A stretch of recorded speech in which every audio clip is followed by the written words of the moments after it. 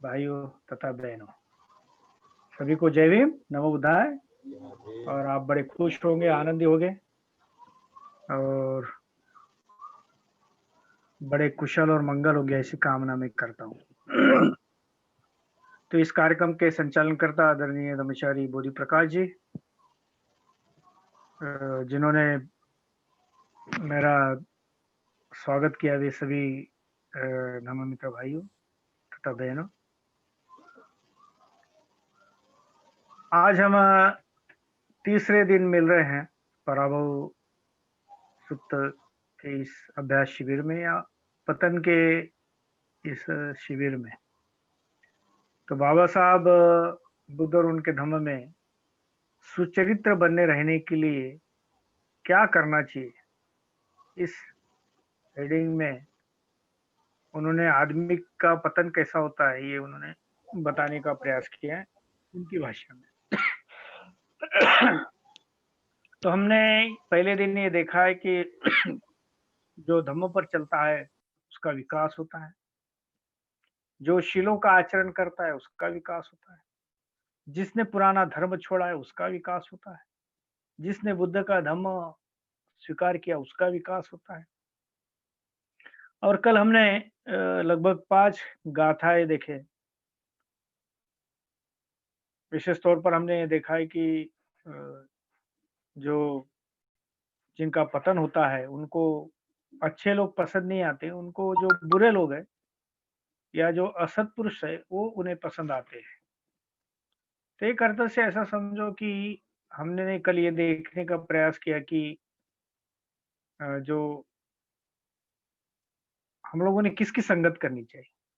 तो हमने निश्चित तौर पर सत्पुरुषों की संगत करनी चाहिए, और जिन जिन लोगों ने असुत पुरुष लोगों का मार्गदर्शन लिया है तो उनका पतन हो गया है, उनका जीवन खराब हो गया है, उनके जीवन में दुख मिलेगा, आपको सुख नहीं मिलेगा। भला ऊपर से उनको लगता है कि वह बहुत सुखी है, लेकिन सुख नहीं है, दुख में पड़ी हुई है।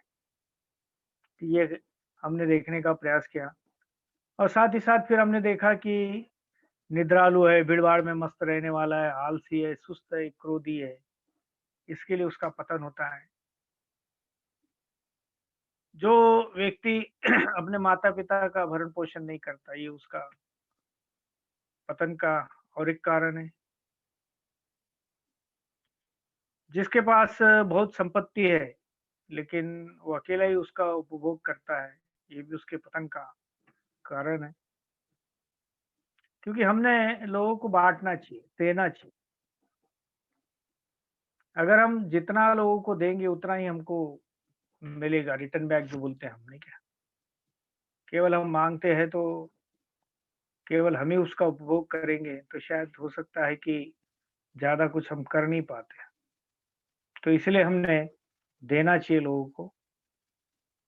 लोगों को दान देना चाहिए, उसमें अपने इसमें सम्मिलित करना चाहिए। तो ये कल हमने 5 गाथाएँ देखे। आज 7वीं गाथा से हम आगे बढ़ेंगे, या जो पराभव का जो 7वां कारण है उससे हम आगे बढ़ेंगे।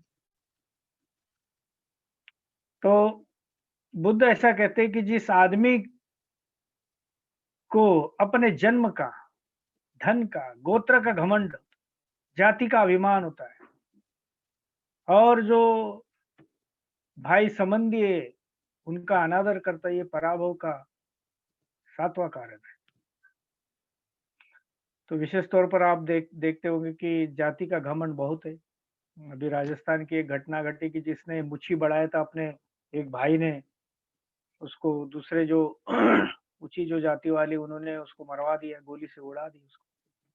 तो ये जाति का अभिमान ही है यार, क्या फर्क पड़ा, आप भी बढ़ाई, हम भी बढ़ाते ना, क्या फर्क पड़ता, क्या ठेकेदारी थोड़ी लेके रखे कि ये आपकी मुच्छी रहेंगी और हमारी नहीं रहेंगी। तो ऐसा तो नहीं हो सकता ना। तो जाति का अभिमान रहा तो अगर एक कोई दलित अगर शादी की बारात निकालता है तो उसको निकालने नहीं देते। पिछले वक्त राजस्थान में मैं सुना कि पेपर में बहुत सारी घटनाएं आती। दिल्ली क्या बोलते, यूपी में पिछले वक्त बहुत बड़ी घटनाएं हुई, पुलिस को बुलवाना पड़ा और फिर बारात निकालनी पड़ी। वो जो सर्विसमैन था, विशेष तौर पर मिलिट्री मैन था, उसकी उस वो भी अपने ही बिरादरी का था, लेकिन उसको बाकी लोगों ने विरोध किया, तो ऐसे भी लोग हैं मतलब, नहीं क्या? इसका मतलब आपको जाति का कितना अभिमान है, ठीक है? कितना घमंड है। तो हम ये देखते हैं कि जाति का अपने आप में बहुत बड़ा अहंकार है। भारत में जो जाति व्यवस्था है, ये बहुत कठिन, एक प्रकार से बहुत बड़ी समस्या है एक्चुअली। ये तो लगता ही नहीं हमारे गवर्नमेंट को लगता है दूसरी समस्या है, लेकिन सही में देखा है तो ये कितनी बड़ी समस्या है भारत की। बहुत बड़ी समस्या है, इससे अगर निपटारा अगर करते तो हमारा भारत बहुत बहुत विकसित हो जाएगा, विश्व गुरु हो जाएगा बोलते नहीं क्या? विश्व गुरु कैसा होगा? जाति ये प्रथा अगर नष्ट नहीं होती, एक इंसान से दूसरे इंसान से आप अगर अच्छा बर्ताव नहीं करतेंगे, तो विश्व गुरु कैसा बनेगा भारत? फिर गर्व से कहो कि हम ये है, गर्व से कहो कि हम वो है, और फिर एक दूसरे को नीचा दिखाने के लिए हम एक प्रकार से कायदे कानून भी वैसे ही ला रहे हैं। तो इस तरह से अगर देखा जाए तो इस तरह से भारत का विकास नहीं हो सके। विशेष तौर पर देखते हैं कि हम यही कंडीशनलिटी तोड़ने के लिए अपने शिविरों में ड्यूटियाँ लगाते, झाड़ू मारने की ड्यूटियाँ लगाते हैं, बर्तन मांजने की ड्यूटियाँ लगाते हैं। बहुत सारे लोगों को लगता है कि ये हमारा काम ही नहीं है, ये तो महिलाओं का काम है। महिलाओं ने साफ-सफाई करनी चाहिए, बर्तन हमने नहीं करनी चाहिए। एक ऐसे अधिकारी आए थे अपने एक शिविर में, बहुत पुरानी बात बता रहा हूँ। उनको वो कहने लगी कि मैं नहीं करूँगा, मैं मेरी चपरासी को लेके आता बोले इसके लिए झाड़ू मारने। बोले यहाँ पर वो चपरासी नहीं चलता, आपको करना पड़ेगा। लेकिन कभी-कभी ये कंडीशनलिटी हमें भी आती है। अभी मैं पिछले राजस्थान के हॉस्टल में एक वाकया सुना कि वहाँ पर एक जो सुपर अ, जो झाड़ू मारने आता था नहीं क्या, तो कुछ हमारे बंधुए बोले कि हम जो झाड़ू को भी हाथ नहीं लगाते, तो ये ठीक नहीं है। तो कभी-कभी बहुत बार ये वो चीज़ हम भी ग्रहण कर लेते हैं, नहीं क्या? जाति का जो संस्कार है, वो संस्कार हमारे ऊपर बहुत होता है। जाति का संस्कार हर एक जात अपने आप को श्रेष्ठ समझती है, तो हम भी कभी-कभी स्वयं को श्रेष्ठ समझते हैं, वो भी श्रेष्ठ श्रेष्ठ समझते हैं और फिर झगड़ा होता है। विशेष तौर पर बुद्ध का जो चौथा सप्ताह था, बुद्धत्व प्राप्ति के पश्चात, तो तब उनको एक हुहुम जाति का ब्राह्मण है और बोले कि जन्म से होता है, जन्म से ब्राह्मण होता है। बुद्ध बोलते जन्म से नहीं होता, कर्म से होता है। तो इसलिए ही हमने कर्म के ऊपर ज़्यादा जोर देना चाहिए और हमने एक-दूसरे को नीचा नहीं करवाना चाहिए। और जाति का संस्कार हमारे ऊपर ये हो गया कि हम एक प्रकार से स्वयं को भी हम नीचा रखने का प्रयास करते हैं। अरे वो तो श्रेष्ठ है, उनके पीछे हाथ जोड़ के रहेंगे हम लोग, क्यों रहेंगे हम? पिछले वक़्त मुझे एक धर्म मित्र बता रहे थे कि वो ऐसी तहसील में काम करते हैं और तहसील में बहुत सारे लोग आते हैं, तो कुछ ऊँची जाति के भी आते, कुछ निचली जाति के भी आते, तो जो निचली जाति के लोग थे वो बाजू में बैठते। क्यों बैठते भाई? जब आप प्रॉब्लम लेके आए, आप ऑफ़िस में आए तो आप कोई जाति लेके थोड़ी आए, आपकी प्रॉब्लम लेके आए। लेकिन वहाँ पर भी हम ये देखते, स्वयं को हम कभी-कभी कनिष्ठ समझते, कुछ लोग ऊँचा श्रेष्ठ समझते। ये जाति का जो एक प्रकार से बहुत घिनौना जो अर्थ है, उसका हमारे ऊपर, हमारे संस्कार के ऊपर, भारतीय समाज के ऊपर बहुत बड़ा एक प्रकार से उसका संस्कार है हमारे ऊपर। और फिर उसमें से इन्फेरिटी कॉम्प्लेक्स भी हमारा निर्माण होता है, नहीं? जिसको हम न्यूनगंड बोलते हैं। जाति से ये न्यूनगंड हमें आया है। कभी-कभी हमें लगता ही नहीं कि हम कुछ कर सकते हैं, लेकिन हम कुछ कर सकते हैं। बाबा साहब ने वो बताया है कि हम कुछ कर सकते हैं। तो अपने संस्कारों से ऊपर उठिए। बाबा साहब कभी-कभी ये कहते, उनके तरफ कुछ लोग प्रॉब्लम लेके जाते थे कि ये ऐसा हो गया और वैसा हो गया। तो बाबा साहब कहते थे कि आप अपने माँ के पेट में क्यों नहीं मरे? ये बाबा साहब के शब्द है, नहीं क्या? तो हमने एक प्रकार से अपने को नीचा नहीं हमने दिखाना चाहिए, हम भी कुछ कर सकते हैं, हम भी कुछ बन सकते हैं, ये बात बाबा साहब ने हमें बताया है और उस बात को हमने देखना चाहिए। विशेष तौर पर हम जाति का जो घमंड है, संस्कार है, ये समाज में भी दिखता है, राजकारण में भी दिखता है और विशेष तौर पर उत्तर भारत में खाप पंचायती बहुत स्ट्रॉन्ग है वो। जाति का, गोत्र का जो एक प्रकार से बहुत बड़ा अभिमान होता है। हमारे संस्थाएँ वैसी बनती है, हमारी संगठनाएँ वैसी बनी हैं, हम विभाजित हुए हैं। तो एक प्रकार से जो घमंड है, नशा है, जाति का नशा यानी कि इसी तरह हम देखते हैं कि हमको जवानी का नशा है, हमको पैसों का नशा है, हमको पदों का नशा है। हमारे पास जो भी कला कौशल है उसका हमें नशा है, हमें शिक्षा का नशा है, हमें सुंदरता का नशा है। हमको लगता है कि मैं ही बहुत कुछ कर सकता हूँ। तो नशा अलग-अलग तरह से जो काम करती है, घमंड है, अभिमान है, स्वाभिमान के बजाय मैं कहूँगा कि अहंकार है। बौद्ध साहित्य में आया है कि एक स्त्री को ऐसा लग रहा था कि बहुत सुंदर है, तो बुद्ध ने उनको अनित्यता का दर्शन करवाया। तो उनको फिर रियलाइज़ हुआ कि यस, जीवन में ये भी बात हो सकती है। जैसा अगर आपके जीवन में देखिए, मेरे जीवन में देखिए कि हम लोग युवा थे, कैसे थे। अभी बुजुर्ग होने के कगार पर हम भी खड़े हैं, आप लोग भी खड़े हैं। तो एक प्रकार से अपने में शारीरिक बदल होता है, हमारे कुछ बदल होता है, मानसिक बदल होता है। तो ये सारी चीज़ें जो है, ये हमारे अहंकार को निकाल देना चाहिए। हमारे जो अहंकार को अगर निकालना है तो धम्म का आचरण करना चाहिए। अनित्यता का दर्शन हमें मिलना चाहिए और सही में देखा जाए तो अगर ऐसा हम धम्म का आचरण करते तो अपने आप को बदल सकते हैं। कभी-कभी लोगों को लगता है कि हमारा ही वंश बहुत श्रेष्ठ है। एक हमारे तरफ इतिहासकार है, तो वे कहती कि कोई कोई जाति या कोई वंश उतना शुद्ध नहीं है, सब भेसड़ हो गया है, सब क्रॉस हो गया है। तो ऐसा कोई बोल नहीं सकता कि हम श्रेष्ठ है, हमारा ही वंश श्रेष्ठ है या यूरोपियन वंश श्रेष्ठ है। बाकी के जो वंश है वो बिल्कुल कोई काम के नहीं या नीचे, ऐसा कुछ नहीं। तो इसलिए इसका अभिमान हमें होता है और जिसको इसका अभिमान है, एक प्रकार से उसका पतन का कारण होता है। हमारा देश का जो पतन हो गया उसका कारण इसी है। ऐसा कहते हैं। मैं एक बार राजस्थान से इधर आ रहा था, हमारे एक मित्र थे, उनके घर जाने के लिए, तो बीच में खनुआ पड़ा। तो खनुआ में जब हम गए तो हमारे एक मित्र बता रहे थे कि ये खनुआ का जो युद्ध जो हुआ है, मेरे ख्याल से महाराणा सांगा के वगैरह के साथ में, नहीं क्या? तो बाबर के जो सैनिक है या जो उनके सेनापति, उन्होंने देखे कि अलग-अलग चूल्हे दिख रहे थे उनको जलती हुई। सेना तो आमने-सामने ही थी, लेकिन थोड़ा दूरी पर थी। लेकिन जैसे ही बाबर को ये पता चला कि ये बिखरे हुए है, तो बाबर ने, ऐसा कहते हैं कि वहाँ पर चाल चली और वो जो युद्ध था वो जीत लिया उन्होंने, क्योंकि रियासतें हमारी अलग-अलग थी। अभी देखिए कि जब भारत हो रहा तो कितनी रियासतें थी हमारी। उन सारी रियासतों को इकट्ठा करना बहुत कठिन ऐसी बात थी। काहे की वजह से? ये जाति की वजह से। ये अलग-अलग जो हमारी संस्कृति है, ग्रुप जो पड़े हुए हैं जाति के, समाज के, तो उसका विभाजित रूप है उसमें। तो इसलिए ये इसकी वजह से हमारा भारत का बहुत नुकसान हो गया है और इसलिए ये हमारे पतन का भी कारण हो सकता है।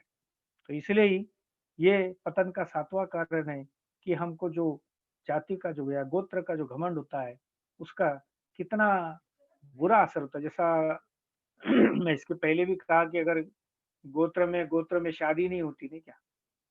एक गोत्र से अलग गोत्र का चाहिए। तो कभी-कभी पंचायत बहुत बड़ा फरमान सुना देते हैं, नहीं क्या? कि इसको खत्म करो, मरवा दो, नहीं क्या? मार देते, कुछ भी करते हैं, नहीं क्या? तो इस तरह के जाति का जो अभिमान है और उस अभिमान की वजह से बहुत सारे हमारे जो युवा है, जो बदलना चाहते हैं, उनको भी एक प्रकार से बदलने का उनको मौका वे नहीं देते और इसलिए ये पतन का 7वां कारण है। 8वां कारण बुद्ध ये बताते हैं कि जो आदमी व्यभिचारी है, शराबी है, जुआरी है और जो कुछ उसके पास में है उसे ऐशो आराम में लुटाता है, ये उसके पराभव का या पतन का या विनाश का 8वां कारण है। हम देखते हैं कि कुछ पुरुष व्यभिचारी है, कुछ महिलाएं भी व्यभिचारी है। हम किसी को एक पर्टिकुलर व्यक्ति को दोष नहीं दे सकते हम, लेकिन इसमें बहुत बहुत बार पुरुषों का ज़्यादा अ, अगुवाई दिखती है। विशेषतः अगर आप देखेंगे निटारी का कांड आप देख लीजिए। कुलदीप सिंगर का जो उन्नाव का केस है वो देख लीजिए, छोटे-छोटे बच्चियों के साथ जो व्यभिचार होता है उसको आप देख लीजिए। आजकल का जो ट्रेंड चल रहा है विशेषतः युवाओं में जो बड़े-बड़े शहरों में फ्लैटरिंग करना मतलब एक कभी ये विशेषतः कॉलेज के इसमें महिलाएँ भी है, पुरुष भी विशेषतः युवा आजकल उनमें ट्रेंड ये बहुत बढ़ रहा है। कुछ लोग लिविंग रिलेशनशिप में रहते हैं, शादी नहीं करते, उनका एग्रीमेंट रहता है कि हम ज़्यादा ज़िम्मेदारी नहीं लेंगे, ना बच्चे पैदा करेंगे और हम सब लोग साथ में रहेंगे। तो एक प्रकार से जब व्यभिचार तभी होता है कि जब हम किसी के ऊपर ज़ोर ज़बरदस्ती हम करते हैं। तो इस अर्थ से देखा जाए, तो हमने विशेषतः ये तीसरा शील में भी समाविष्ट है, इसके पहले भी मैंने कहा है। तो इसलिए अगर ऐसा आदमी है कि जो अगर व्यभिचार रहता है, तो निश्चित तौर पर उसका पतन होता है। कभी आप देखिए कि हमारे एक मित्र कहते थे कि एक बीवी अगर इसकी इधर रही, दूसरी बीवी उधर रही, तो ये बीवी उसको नोचते रहती, उसके बाल को, दूसरी बीवी दूसरे तरफ से नोचते रहती है और कभी-कभी हो सकता है कि उसका टक्कल भी पड़ जाए, ठीक है? तो एक अर्थ से देखा जाए तो ये बहुत पतन की ओर लेके जाने वाला बहुत बड़ा कारण होता है। उसमें संपत्ति का भी फिर झगड़े होते, उसमें परिवार में झगड़े होते, उसमें बीवियों में झगड़े होते। मैं एक देखा हूँ कि एक हमारे दमन मित्र थे, वे भी उनकी 2 बीवियाँ थी तो बहुत झगड़े होते, बहुत झगड़े। तो एक प्रकार से उसमें वो स्टेबल नहीं रह पाते थे। तो उनके जीवन के लिए एक प्रकार से देखा जाए तो पतन का ही कारण है, ठीक है? दूसरा इसमें दूसरा पॉइंट है शराबी, नहीं क्या? हमने 5वीं शील में भी हमने देखा है कि विशेष तौर पर एक बात हमने देखना चाहिए कि ये जो आता है, ये कैसा आता है, नहीं क्या? ये सारी जो चीज़ें हैं जैसा व्यभिचारी होना या इस तरह की जो बातें हैं, तो कभी-कभी हमारे धार्मिक ग्रंथ भी उसको प्रोत्साहित करते हैं, नहीं क्या? हम ये देखते, ये सुनते भी है पुराणों में, कथाओं में, नहीं क्या? देवी-देवताओं के रास लीलाएँ होती,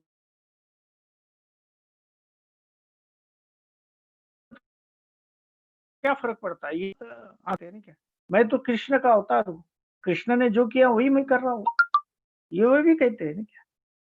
दूसरा जो कारण है इसका आसक्ति है, जिसको हम लोभ बोलेंगे, नहीं क्या? और लोभ भी हमने देखा है, विशेषतः कपड़ों का, स्त्रियों का, खाने-पीने की आसक्ति, लैंगिकता की आसक्ति, पद प्रतिष्ठा की आसक्ति, पैसों की आसक्ति। तो ये आसक्ति हमारे दिलो-दिमाग में ज़्यादा रहती है और इसलिए हम ज़्यादा इसको कहेंगे कि व्यभिचारी बनने का हम प्रयास करते हैं। तो ये हमारे पतन का ये कारण है। तो दूसरा जो है वो है कि शराबी, शराबी का भी हमने देखा। बुद्ध बोलते हैं कि तत्काल धन की हानि होती है। आप देखिए जो सर्विस में रहते हैं, जिनको बुरी आदतें रहती है, इसको पैसे माँगेंगे, उसको पैसे माँगेंगे। हमारे एक रिश्तेदार थे, तो उनको ऐसी बुरी लत थी, दारू की तो थी, उसके साथ तम्बाकू भी थी और बीड़ी की भी थी। तो जिसको उसको पैसे माँगेंगे, "ये भैया दो ₹5 दे, ये भैया ₹10 दे।" भाजी-पाला नहीं है घर में लाने के लिए और तो ₹5 माँगता, ₹10 माँगता था, बेटी मेरे बेटे की तबीयत खराब है, ऐसा बोल के भी पैसे माँगता था और फिर दारू पी के आता था। तो इस तरह से एक प्रकार से तत्काल धन की हानि होती है। कलह बढ़ता है, ऐसे लोगों का झगड़े बहुत होते हैं, हमारे नहीं होते। क्यों नहीं होते? हम दारू नहीं पीते हैं, फालतू की चीज़ों में नहीं रहते, हमारा कलह नहीं बढ़ता। लेकिन इन लोगों का कलह बढ़ता है। आप देखिए, झोपड़पट्टी में देखिए, आपके रिश्तेदार देखिए कि जो इस तरह से अगर दारू वगैरह पीते होंगे, शराबी होंगे, तो उनके घर में देखिए, शराबी लोगों का घर है। उससे बहुत सारे हमारा लिवर खराब होता है, बाकी के और भी कुछ ऑर्गन्स खराब होते हैं। अगर हम शराब पीते होंगे तो बहुत सारा उसके शरीर के ऊपर हमारा परिणाम होता है और जैसा मैंने फ़ायदे में बताया कि जब परिणाम होगा तो निश्चित तौर पर आप बुज़ुर्ग नहीं होंगे, आप तो जल्दी चले जाओगे, नहीं क्या? तो ये आपका फ़ायदा हो जाएगा, आप जल्दी चले जाओगे। आपको अपयश उत्पन्न करने वाला कभी-कभी लोग देखता हूँ क्यों लेते हैं? फ्रस्ट्रेशन आ गया बोलते हैं, मार्क्स ज़्यादा नहीं मिले, किसी ने मुझे धोखा दे दिया, इसलिए वो ग्रहण कर लेते हैं। तो एक्चुअली अपयश जब आपको आता है, तो आप वो नशीली जो चीज़ें हैं वो ग्रहण करने का प्रयास करते हैं। लेकिन इससे एक होता है कि आपको लज्जा नहीं लगती है, लज्जा नहीं आती आपको। जो व्यक्ति नशे में रहता है उसको किसी प्रकार की कोई लज्जा नहीं रहती। उसको लगता है वो तो वो सही काम कर रहे हैं क्या, और उसकी बुद्धि दुर्बल होती है, ऐसा बुद्ध कहते हैं। और इसलिए ही ऐसे जो शराबी जो लोग हैं, ऐसे अगर शराबी लोग रहेंगे तो निश्चित तौर पर उनका पतन पतन होगा। तीसरी बात वो बुद्ध यहाँ पर बताते हैं कि जुआरी, ठीक है? जुआरी जो होता है, जय होने पर उसका वैर उत्पन्न होता है, क्योंकि जो हार जाता है वो चिढ़ता है। हैं? देखिए आप, पराजित होने के बारे में, धन के बारे में वो सोचता है, अरे मेरा पैसा चला गया, अब मैं बीवी को क्या खिलाऊँ, बच्चों को क्या खिलाऊँ? तत्काल धन का नुकसान होता है, सब पैसा चला जाता है, जुए में हार देते हैं ना क्या? कई चीज़ें लेके जाते हैं और हारते हैं वो। उन उनके उनके वचन के ऊपर कोई विश्वास नहीं करता। वे मित्र और अमात्य में तिरस्कृत होते हैं, और जब शादी करने के लिए जुआरी निकलता है, तो लोग कहते हैं कि अरे ये अपना ही पेट नहीं भर सकता है, तो स्त्री का क्या भरण-पोषण करेगा? ऐसा सोच करके उसको कन्या देने में भी आपत्ति करते हैं।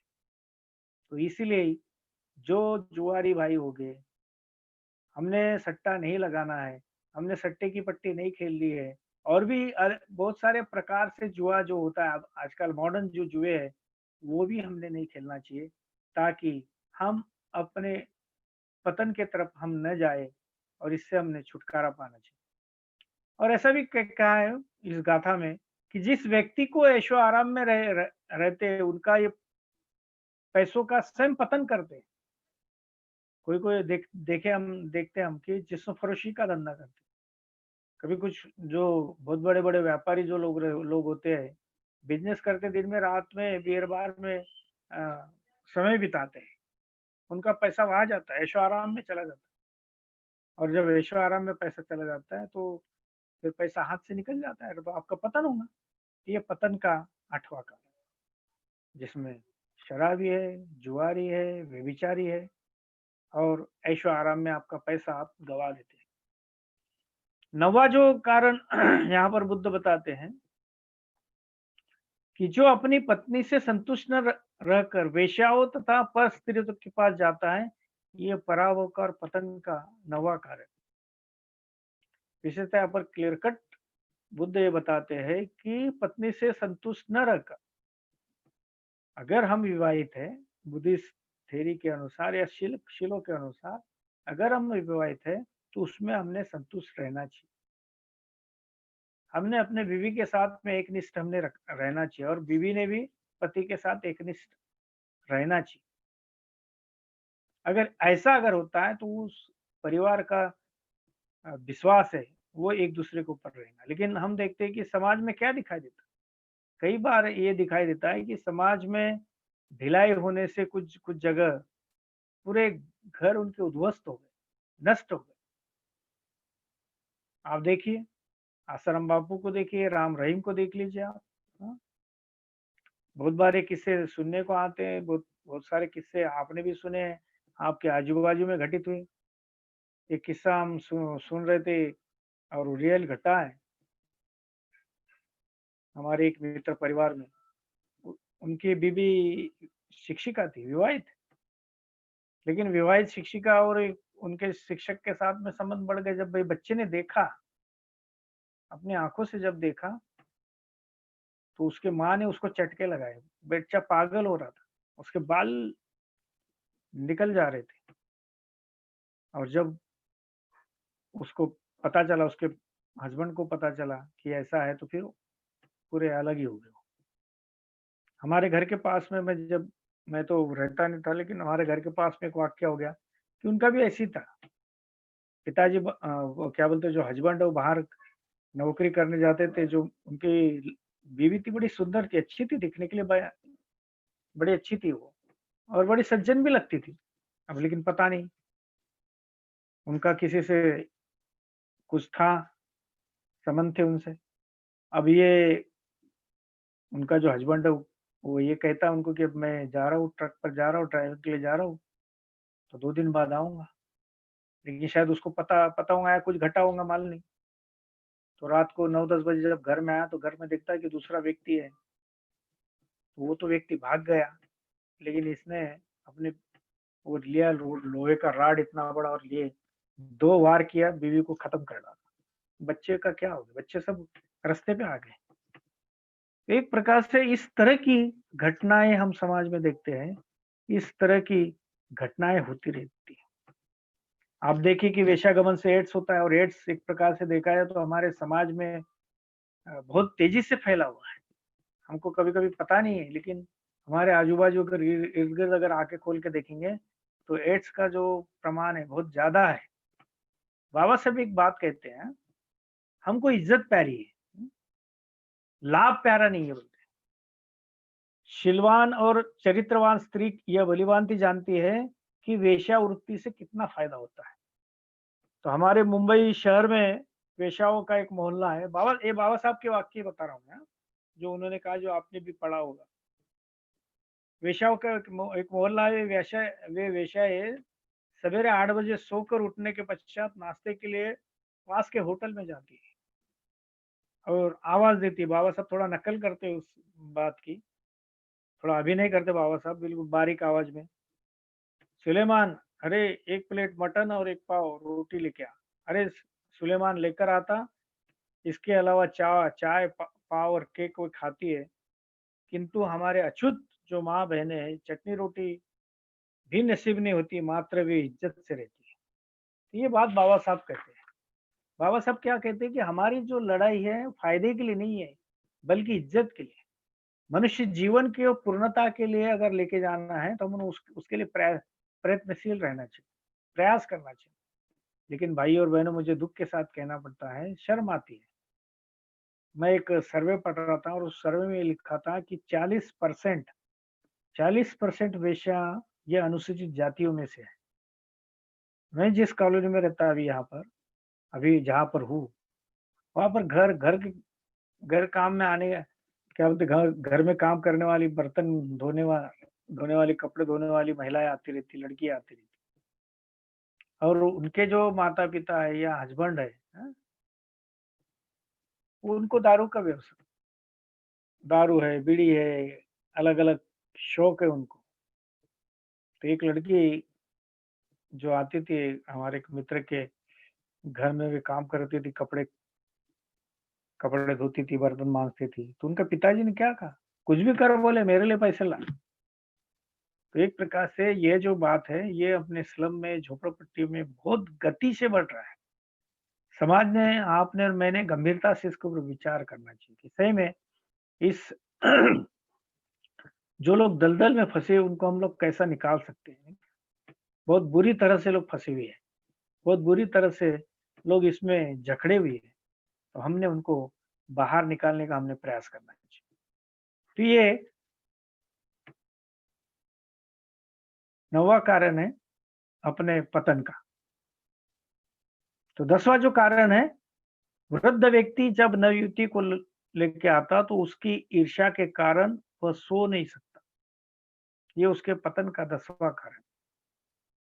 हम देखते हैं कि हमारे में अगर ईर्ष्या है, अगर हम असंतुष्ट हैं, अगर हमारे मन में शंकाएँ मन में आती है, निर्माण करने वाली अकुशल मानसिक अवस्था जब निर्माण होती है, तो उस दिशा में, किस दिशा में काम करेंगे हम बता नहीं सकते।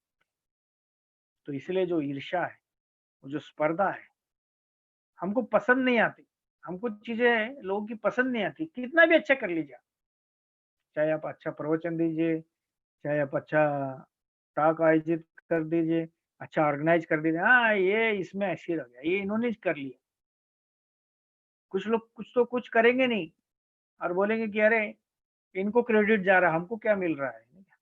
तो इस तरह से अगर स्पर्धा अगर रहती होगी, ईर्ष्या अगर रहती होगी, तो इस तरह से लोग केवल टीका करने का काम करते हैं, जिसको हम छिद्रान्वेषीपना बोलते हैं। छेद देखना, लोगों की बुरी बातें ही देखना, नहीं क्या? अच्छी बातें नहीं देखते हम, बुरी बातें।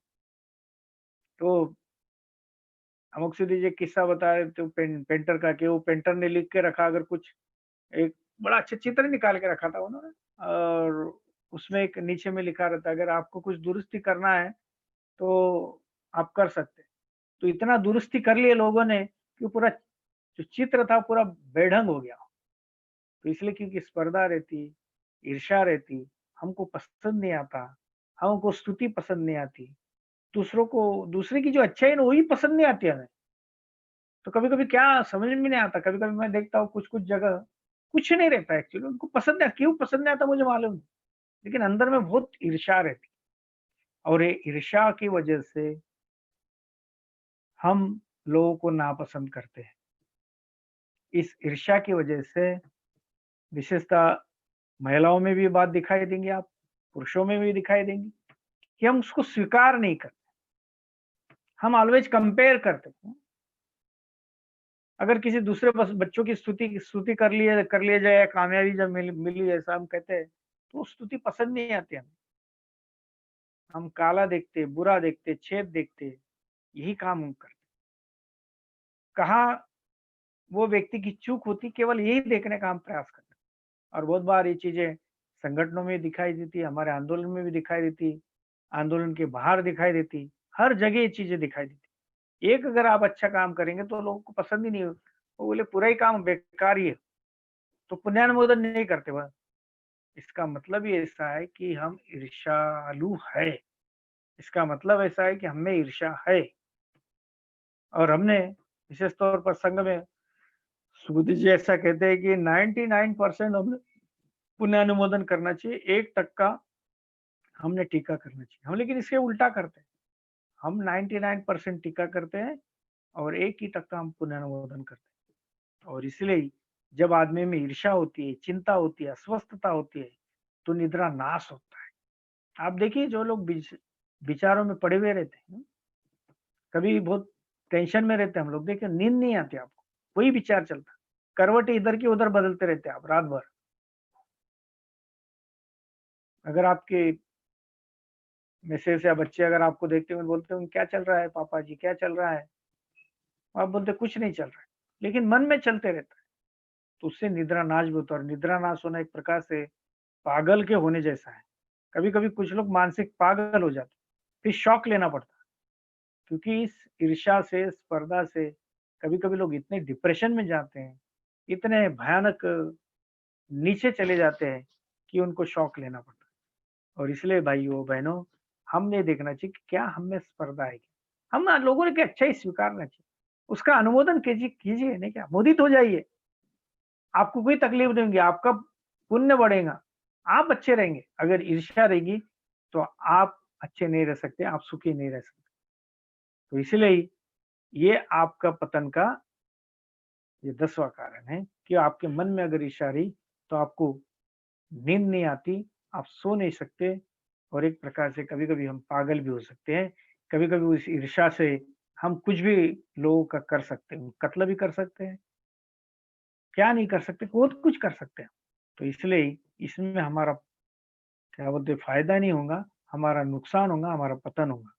ये 10वां कारण। 11वां जो कारण है कि जब किसी लालची या संपत्ति को नष्ट करने वाली स्त्री या पुरुष को संपत्ति का मालिक बना दे, तो ये पराभव का या पतन का 11वां कारण है। आप देख लीजिए, आंदोलन को देख लीजिए कि अगर आंदोलन अगर अच्छे लोगों के हाथ में नहीं गया तो कुछ दिन में वो नष्ट होता है। आप देख लीजिए बाबा साहब का आंदोलन कुछ लोगों के हाथ में गया, गलत लोगों के हाथ में गया तो हमारा आंदोलन कुछ हद तक हम पीछे आ गए। ये हमको स्वीकारना चाहिए। अगर असंयमी है, आपका बड़ा बच्चा है, घर का है, अगर उसकी वो असंयमी है, वो अच्छा व्यवहार नहीं करता होगा, अगर उसके हाथ में आपने व्यवहार दे दिया तो आपको चूना लगा देगा वो। तो आपने सोचना चाहिए कि सही में बच्चों के हाथ में अच्छा व्यवहार देना चाहिए क्या? जो सही में रिस्पॉन्सिबल उसके हाथ में देना चाहिए। एक ऐसे हमारे एक मित्र थे, रिटायर्ड हुए हुए टीचर थे। तो वो मेरे से संपर्क करने आए और बोले मैं पूरा पैसा जो है बच्चों को दे देता बोले और मैं रहूँगा बोले अपना खाऊँगा पेंशन। मैं बोला ठीक है, पहले तो सुन लिया मैंने, लेकिन बाद में मैंने उसको सुझाव दिया सुनने के बाद कि बोला बच्चों को कुछ पैसा दीजिए आखिर उस उन्हीं का है, देना ही है उनको। क्योंकि हम कोई मरेंगे मरेंगे तो कोई अपने साथ लेके जाने वाला नहीं है कोई, उसको वही छोड़ना है। लेकिन आप इसमें से आधे से ज़्यादा बच्चों को दीजिए और कुछ पैसा आपके लिए रखिए ताकि अगर आपका स्वास्थ्य अगर कभी बिगड़े, क्योंकि बुढ़ापे में आपका स्वास्थ्य बिगड़ता है, उसके लिए पैसा कहाँ से लाओगे? अगर बच्चे ने नहीं दिया तो फिर क्या करोगे? तो उसने फिर वैसे ही किया। कुछ पैसा उसने बच्चों को दिया, मोर देन 50% और कुछ अपने लिए रखा। आज वो बड़े अच्छे सुख से और आनंद से।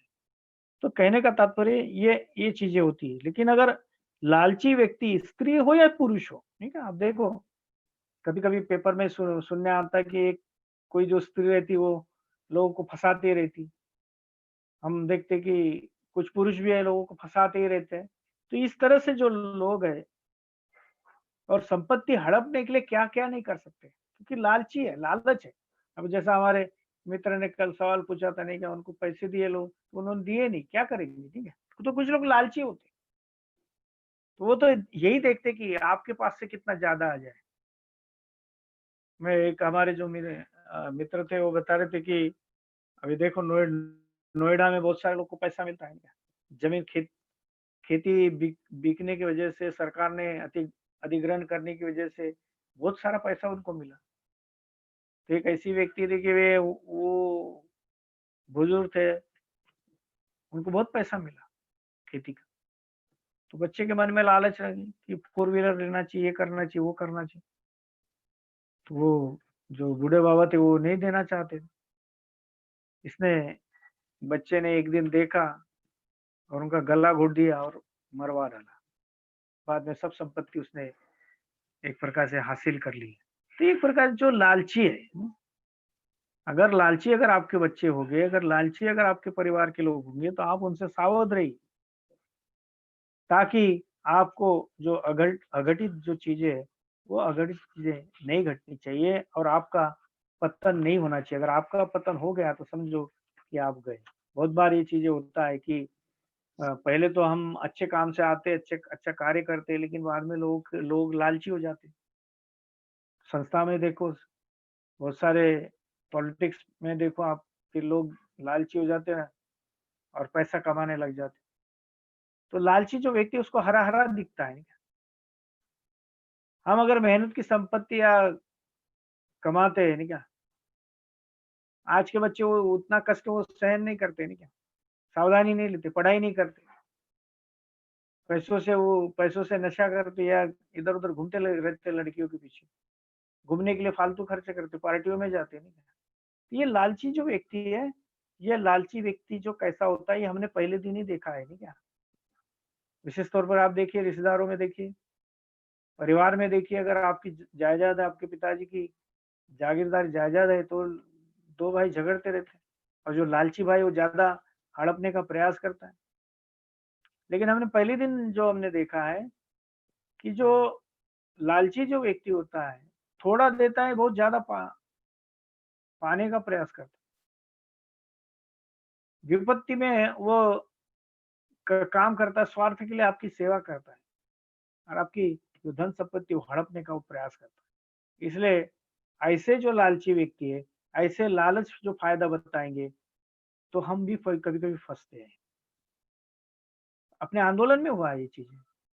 लोगों ने बोला कि बिटकॉइन में डबल पैसे आपको मिलेंगे, लोग आ गए उसमें फँस गए लोग और पहले तो उनको मिला थोड़ा बहुत पैसा, तो तब कुछ बताए नहीं। लेकिन जब डूब गए उनके पैसे, तो फिर तब बोलने आए, "ब्रह्मचारी जी, हमारे पैसे लटक गए।" अरे भैया, तो पहले क्यों नहीं बताए? तो अगर हम ऐसे बिज़नेस में पैसे अगर हम बिताएँगे, तो निश्चित तौर पर हम फँसेंगे। लोग ठगाते हैं हमें, हम लालच में आते हैं, नहीं क्या?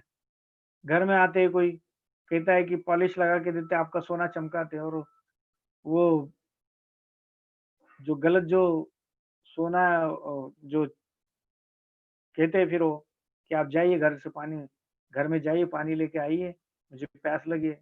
आप पानी लेने अंदर चली जाती और वो आपका सोना लेके भाग जाते। तो एक प्रकार से ऐसे कई किस्से आपको दिखेंगे। कुछ लोग रहते हैं विधवा स्त्री रहती है, उनके पास बहुत संपत्ति रहती है लेकिन कोई लोग फँसा लेते हैं।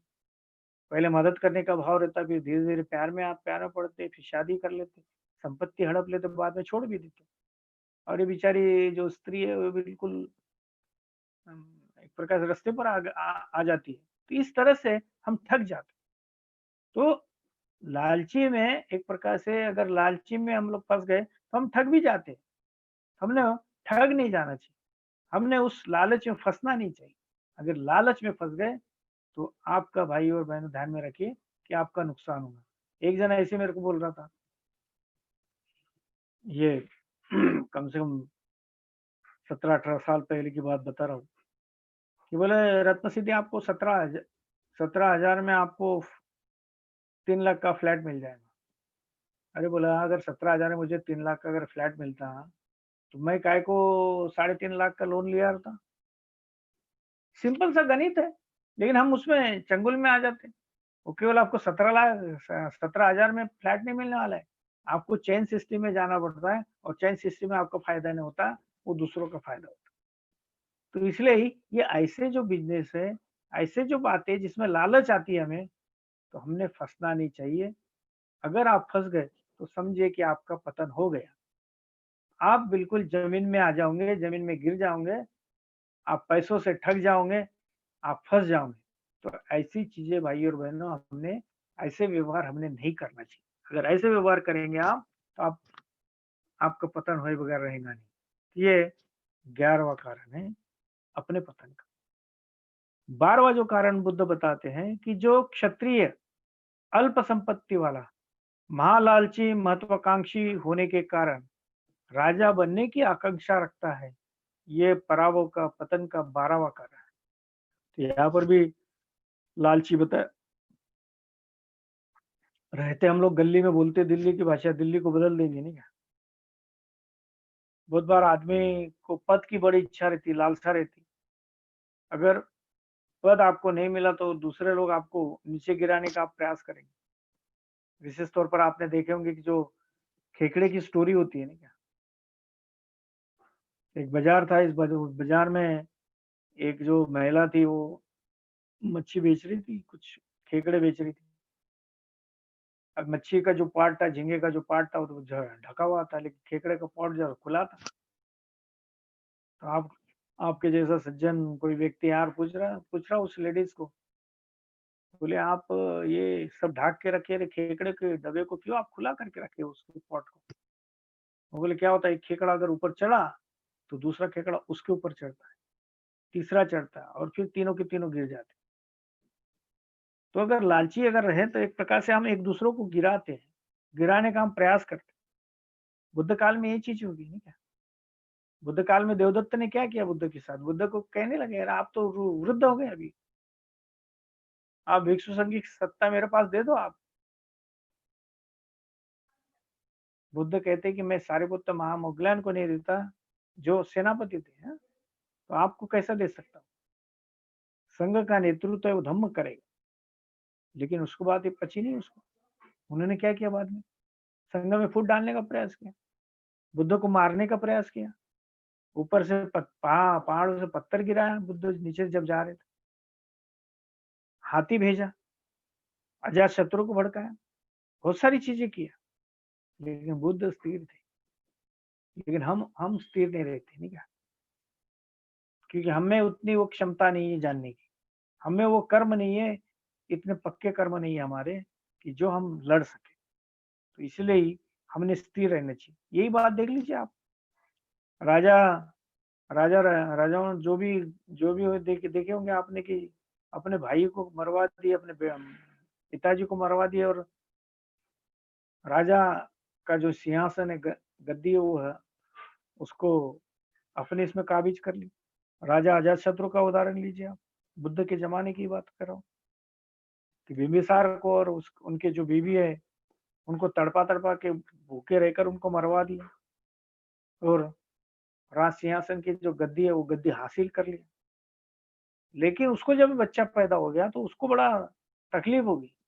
बोले जैसे मैंने मेरे मेरे माँ-बाप का खून किया तो हो सकता है कि ये जो बच्चा आज पैदा हो गया, ये मेरा भी खून करेगा और राजगद्दी पर आसीन होगा। बड़ा अस्वस्थ हो जाता। ये बात जीवक को पता चलती। जीवक कहते हैं, "क्यों आप अस्वस्थ हो रहे हैं? चलो बुद्ध है यहाँ पर नज़दीक है, जाएँगे बुद्ध के पास।" लेकिन बड़ा अस्वस्थ होता है। लेकिन जब वो जाते अपना राज सिंहासन में सब लेके जाते बुद्ध को मिलने के लिए, रात रहती, अंधेरा रहता, थोड़ा घबरा भी जाता। कहीं ये जीवक मुझे फँसा तो नहीं रहा? एक बार पूछता, 2 बार पूछता, 3 बार पूछता। जीवक बोलते मैं आपको फँसा रहा नहीं हूँ, चलिए बुद्ध है। फिर बहुत कुछ देर बाद उतरने के बाद फिर और पैदल चलते हैं। डाउट्स आता है उसके मन में, लेकिन जीव तो साफ रहते, लेकिन इसके मन में जो चोर रहता है, वो बार-बार उठते रहता है, अरे मैंने मेरे पिताजी का खून किया है, मेरा भी इस तरह से करेंगे और मेरी राजगद्दी चली जाएगी। लेकिन फिर जब वो आगे जाते हैं और बहुत दूर तक पैदल-पैदल जाते हैं, युवक उनको कहते हैं कि दिख रहा है क्या वो उजेला? जो उजेला जो आगे दिख रहा है, वहाँ पर बुद्ध है। और जब वो जाते हैं तो कई 500,000 भिक्षु वहाँ पर बैठे रहते हैं, ऐसा कहते हैं सुत्त। और वो देखने के बाद पहला उसके मन में आता कि ऐसी शांति मेरे बच्चे को मिले। सही में देखा है तो शांति इसको चाहिए थी, लेकिन वो बोलता है कि शांति किसको? मेरे बच्चे को चाहिए। तो कहने का तात्पर्य है कि अगर आप में अगर लालचीपन आ रहा है तो आप चिंतित भी रहते हैं कि आपकी कुर्सी चली जाएगी, कोई उड़ा देगा, कोई निकाल देगा आपको। ये पॉलिटिक्स में होता है। ये होता है जहाँ पर खेकड़ों की जमात होती है, वहाँ पर इस चीज़ें आपको दिखाई देंगी। अगर इस तरह की जमात अगर जहाँ पर रहेगी, तो उस तरह से वैसा ही होगा। तो इसीलिए ही ये बात ध्यान में रखिए कि ये हमारे पराभव का या पतन का 12वां कारण है। तो ये ऐसे 12 कारण बुद्ध ने बताए हैं और ये एक प्रकार से ऐसा समझो कि ये वो देवता को बताए, लेकिन देवता को नहीं, ये हमें बताया बुद्ध ने कि अगर ये पतन का मार्ग है, अगर इस पर अगर आप जाओगे तो आपका पतन होगा। अगर इससे आप विपरीत करोगे तो आपका पतन नहीं होगा। तो फिर आखिरी की गाथा में ये कहते हैं कि यह कुलोत्तम देव, ये सभी पतन के या पराभव के कारण है। इन सब पर जो विजय मिलाएगा वही बचेंगे और अच्छी प्राप्ति होगी। तो भाइयों बहनों, आपको अगर अच्छी प्राप्ति करना है तो ये 12 जो कारण है, इन 12 कारण को जानिए और अपना विकास कीजिए। पहली बात है धर्मकामी की उन्नति होती है, धर्म द्वेषी की अवनति होती है, ये पहला कारण। दूसरा है असत्पुरुष अच्छे लगते हैं, सत्पुरुष अच्छे नहीं लगते। असत्पुरुषों का धर्म अच्छा लगता है, ये पतन का दूसरा कारण है। जो व्यक्ति निद्रालु, भीड़-भाड़ में मस्त रहने वाला, उससे गपशप अच्छी लगती है, परिश्रमी नहीं होता, आलसी सुस्त होता और क्रोधी, यह पतन का तीसरा कारण। जो व्यक्ति समर्थ होने पर भी अपने वृद्ध माता-पिता की पालन पोषण नहीं करता, ये पतन का चौथा कारण है। जो भिक्षु श्रमण को झूठा बोलकर धोखा देता है, यह हमारे पतन का पांचवा कारण है। जो आदमी बहुत संपत्ति रखता है, जिसके पास बहुत धान्य है, लेकिन जो उसे अकेला ही भोगता है, ये पतन का छठा कारण है। जिस आदमी को अपने जन्म का, धन का, गोत्र का, जाति का अभिमान है, घमंड है और सगे संबंधी का अनादर करता है, यह पतन का सातवां कारण है। जो आदमी विचारी है, शराबी है, जुआरी है और जो कुछ उसके पास में ऐशो आराम में वो लुटाता है, ये पतन का आठवां कारण है। नवा कारण जो है, जो अपनी पत्नी से संतुष्ट न रहकर वेश्याओं तथा पर स्त्रियों के पास जाता है, यह पतन का 9वां कारण है। 10वां यह है कि जो वृद्ध व्यक्ति है, जब वो नव युवती को लाता है तो उसकी ईर्ष्या के कारण सो नहीं पाता, ये 10वां कारण है पतन का। जब किसी लालची या संपत्ति को नष्ट करने वाली स्त्री या पुरुष को संपत्ति का मालिक बना दिया जाए, ये पतन का 11वां कारण है। जो व्यक्ति, जो क्षत्रिय अल्प संपत्ति वाला, महालालची, महत्वाकांक्षी होने के कारण राजा बनने की आकांक्षा रखता है, ये पतन का 12वां कारण है। ये 12 कारण बुद्ध ने बताए हैं। तो भाइयों बहनों, आप इसके ऊपर विचार कीजिए और आप अगर इसके ऊपर चलोगे, आप इसके विरुद्ध काम करोगे तो आपका विकास होगा। मैं आशा करता हूँ कि आप अगर इस धम्म मार्ग का अगर आप आचरण करते, तो मुझे ये पक्का भरोसा है कि आपका विकास होगा। आपकी हानि तो नहीं होगी। हाँ, आपकी बुराई की ज़रूर हानि होगी। आपको लोग मुँह पर बोलेंगे कि अरे ये कुछ अलग व्यक्ति है, ये ज़रूर बोल सकते हैं। लेकिन ये बोलेंगे कि ये आदमी अच्छा है, ये आदमी नेक है, ये आदमी सही है। ये आदमी बहुत सीधा है और इसलिए लोग आपके पास आएँगे। हमारे आंदोलन के पास लोग क्यों आते हैं? कि लोगों को लग रहा है कि ये लोग अच्छे हैं, ये लोग अच्छा काम कर रहे हैं, या इनका स्वभाव अच्छा है, बात अच्छी करते हैं, लोग इसलिए हमारी तरफ आते हैं और इसलिए हमारा पतन नहीं होगा, पतन उन लोग का होगा जो धर्म पर चलते नहीं। पतन उन लोग का होगा जो अकुशल जीवन जीते। पतन उन लोग का होगा जो धम्म मार्ग को समझ नहीं पाते और उसके ऊपर चलने के लिए वे प्रयास नहीं करते। जो प्रयास करेगा, जो सम्यक प्रयास करेगा, उसके जीवन में निश्चित तौर पर विकास ही होगा।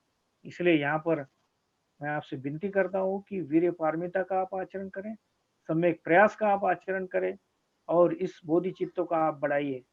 अगर ये करेंगे तो निश्चित तौर पर आप भी सुखी होंगे, आप औरों को भी सुखी करेंगे। तो मैं आपको बहुत शुभकामनाएँ देता हूँ कि आपका पराभव नहीं होगा। आप अच्छे मार्ग पर आरूढ़ रहिए और धम्म के मार्ग पर अगर आप आरूढ़ रहेंगे, तो निश्चित तौर पर आप एक प्रकार से प्रज्ञा प्राप्ति होगी। आपको बुद्धत्व का लाभ होगा। भले आप बुद्ध बने ना बने, लेकिन आप एक अच्छे इंसान बनेंगे। इतनी तो भी गारंटी निश्चित तौर पर मैं दे सकता हूँ। अगर ये करेंगे, तो निश्चित तौर पर आप अपने आप को अच्छा पाओगे, अच्छी स्थिति में पाओगे। अगर अच्छी स्थिति में पाओगे, तो निश्चित तौर पर आपको बड़ा लाभ होगा क्योंकि हमारे मित्र एक मित्र बताते थे, वो एक कहते थे पहले उन्हें बहुत बुरे शौक थे दारू के, लेकिन जब दारू पीना उन्होंने छोड़ दिया, वो तो एक्चुअली शिविर में दारू पी के ही आए थे। लेकिन जब शिविर खत्म हुआ, दारू उन्होंने छोड़ दी, तो उनके पास पैसे बचने लगे। फिर एक छोटी गाड़ी ली उन्होंने, एमेटी, तो उसको उन्होंने चलाया, उसको बेच दिया, बड़ी गाड़ी लिया, फिर उन्होंने घर बांधा। तो लोग उनको कहने लगे, अरे आपको संघ ये त्रिरत्न बौद्ध महासंघ पैसे देता, बोले पैसे देता, बोले क्योंकि मेरी दारू छूटी, जो मैं पड़े रहता था इधर उधर, मेरे पैसे बचे, 2-3 हजार रुपए हर महीने के बच्चे, उसकी मैंने बचत की और ये आज मैं अच्छा जीवन जी रहा हूँ। तो इसलिए भाइयों और तथा बहनों, आप सोचिए कि बहुत सारे लोगों ने इस धम्म मार्ग पर आरूढ़ होकर अपना जीवन बड़ा अच्छा किया, बड़ा सुख मिला, उनके जीवन में कुछ एक प्रकार से ऊंचा ध्येय मिला, एक मीनिंग उनके जीवन में मिला, एक अर्थपूर्ण जीवन उनके मिला। और ये अर्थपूर्ण जीवन अगर आपको जीना है, तो धम्म मार्ग पर आपको चलना पड़ेगा।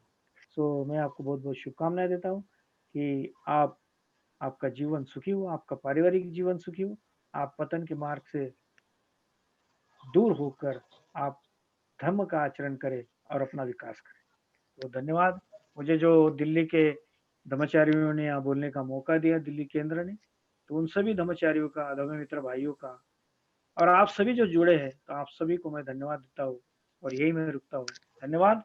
वो बताएं। जय हिंद। साध साध साध। बहुत ही सुंदर, बहुत ही प्रेरणादायी मार्गदर्शन करने वाला आपका प्रवचन रहा अवनति के ये 12 कारणों के बारे में। तो आपका बहुत बहुत पुण्यानुमोदन। दिल्ली केंद्र